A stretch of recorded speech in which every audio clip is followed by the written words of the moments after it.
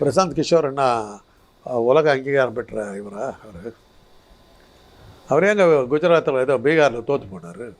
அவ்வளோ பெரிய தேர்தல் விற்பனர் அட்ரஸ் இல்லாமல் தோற்று போனார். ஏன் போனார்?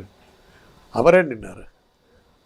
இதெல்லாம் பொழப்பு நடத்துகிற ஆசாமிகள் இப்படியெல்லாம் சொல்லி இதை சொல்லி இதை வச்சுக்கிட்டு தான் சொன்னதுனால தான் கடிச்சது சொல்லிட்டு ஒரு விளம்பரத்தை வாங்கிக்கிட்டு போயிடுறாரு. இப்படி தான் அவர் பொழப்பு நடத்திட்டு இருக்காரு. அதான் இவங்களை பற்றி தான் அந்த எல்கேஜிங்கிற படத்தில் ஆர்ஜே பாலாஜி அருமையாக காட்டினார். இவங்க எப்படியெல்லாம் பொழப்பு நடத்துவாங்க. விஜய்க்கு நம்ம சொல்ல வேண்டியது இன்னும் கட்சி இன்னும் கொஞ்சம் ஸ்ட்ரெங்தன் பண்ணினாக்கா வருவாங்க ஒரு செட்டு.